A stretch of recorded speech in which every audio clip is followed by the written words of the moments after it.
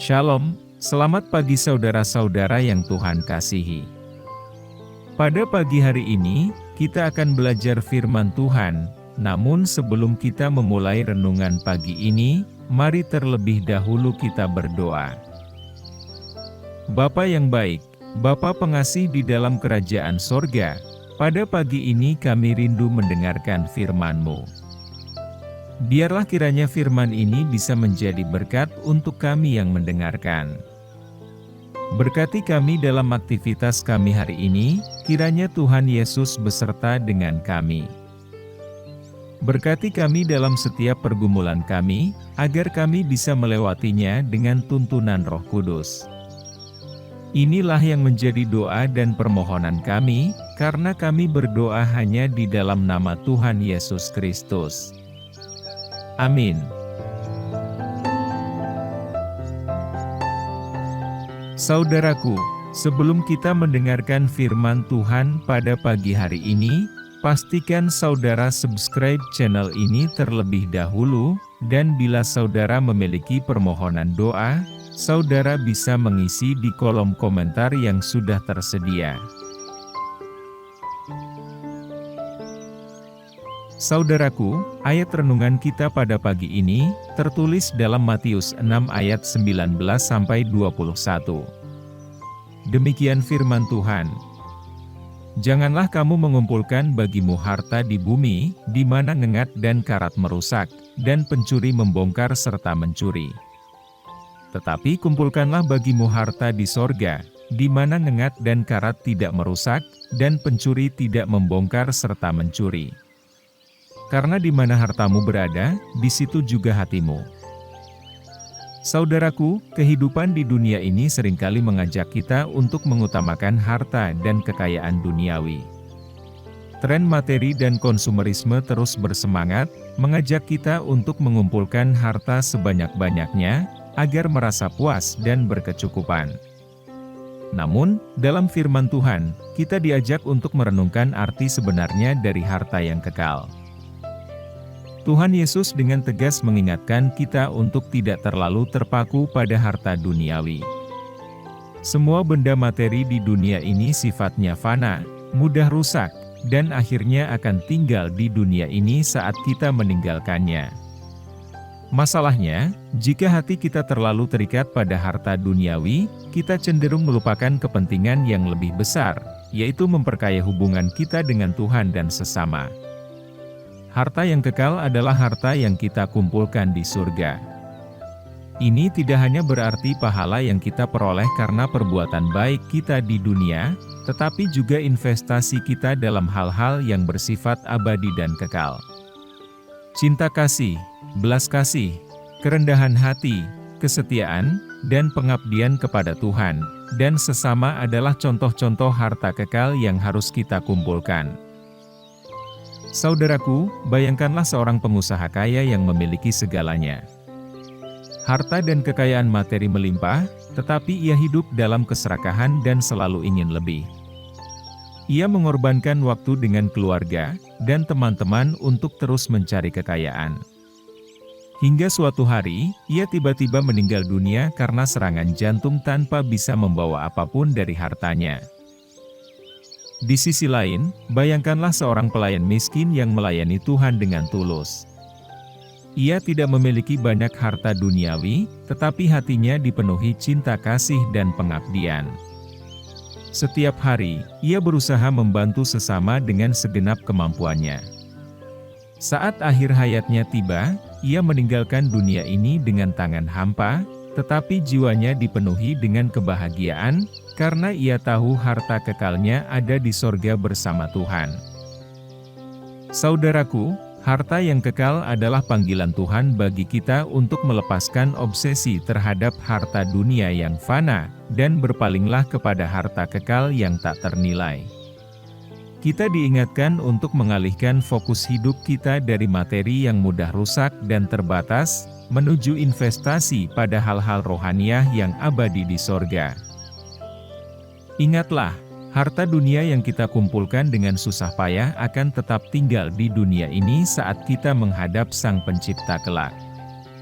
Namun, Harta kekal yang kita kumpulkan di surga akan menjadi bagian dari warisan keabadian kita bersama Tuhan.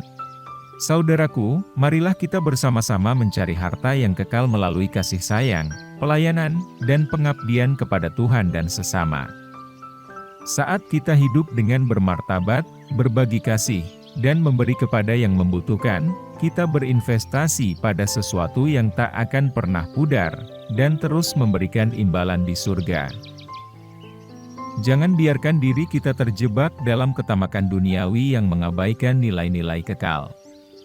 Sebaliknya, biarkan hati kita terbuka untuk menerima kekayaan rohaniah yang Tuhan tawarkan kepada kita. Bersama-sama, mari kita bekerja untuk memperkaya akun surga kita dengan harta kekal yang akan melampaui batas waktu dan keabadian.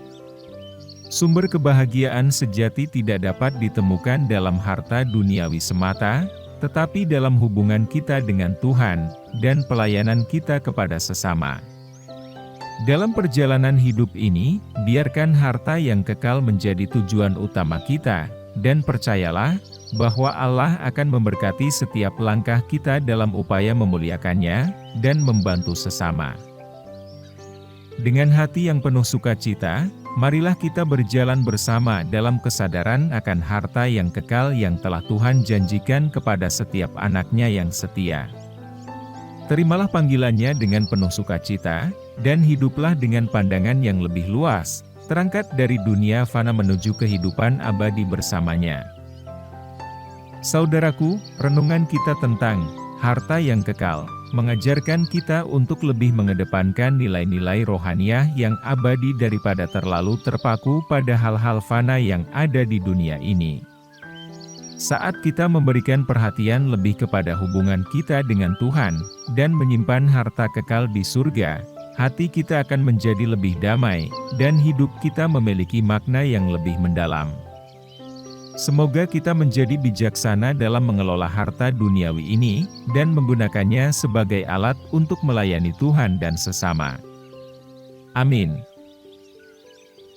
Saudaraku, demikianlah renungan firman Tuhan pada pagi ini, semoga menjadi berkat bagi kita semua, dimanapun kita berada. Dan sebelum kita memulai segala aktivitas di pagi hari ini, mari kita berdoa. Bapa kami yang di surga, Bapa yang kami panggil dalam nama Tuhan Yesus Kristus, kami bersyukur Tuhan atas pertolongan-Mu, penyertaan-Mu, dan atas berkat-Mu dalam hidup kami. Dan bersyukur atas kebaikan Tuhan pada hari ini, tak berkesudahan kasih setia Tuhan. Tak habis-habisnya rahmat-Mu selalu baru tiap pagi, besar kesetiaan-Mu Tuhan dalam hidup kami. Ya Tuhan, kami mau selalu belajar, dan terus belajar tentang firman-Mu. Firman-Mu yang menguatkan, dan meneguhkan iman kami, firman-Mu yang mengubahkan hidup kami. Bapa, kami mau berjalan bersama dengan Engkau di sepanjang kehidupan kami, agar kami tidak tersesat di dalam dunia ini. Kami mau melakukan firman-Mu ya Tuhan di sepanjang hidup kami, agar kami tetap kuat berjalan bersama dengan Engkau. Terima kasih ya Tuhan, buat kesempatan hidup yang masih Engkau berikan kepada kami. Segala pergumulan dan persoalan hidup, kami serahkan di dalam tangan-Mu. Engkau akan menyelesaikannya bagi kami. Tuhan, hamba berdoa buat saudara-saudaraku yang sudah mendengarkan renungan hari ini, yang saat ini sedang mengalami sakit penyakit, pergumulan, masalah kebutuhan ekonomi. Kiranya Engkau jamah, sembuhkan dan pulihkan berkati perekonomian mereka, serta berikan jalan keluar di setiap pergumulan masalah yang mereka sedang hadapi. Dan ajarlah kami ya Tuhan, untuk selalu berharap dan percaya sepenuhnya kepada Tuhan Yesus. Kiranya Engkau terus memberkati kehidupan kami, keluarga kami, sanak saudara kami, bangsa dan negara kami, pemerintah-pemerintah kami. Biarlah semuanya dalam perlindungan-Mu ya Tuhan, dan jadilah sesuai kehendak-Mu yang terbaik dalam kehidupan kami.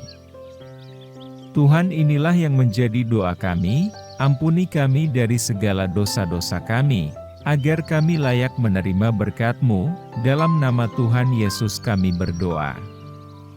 Amin.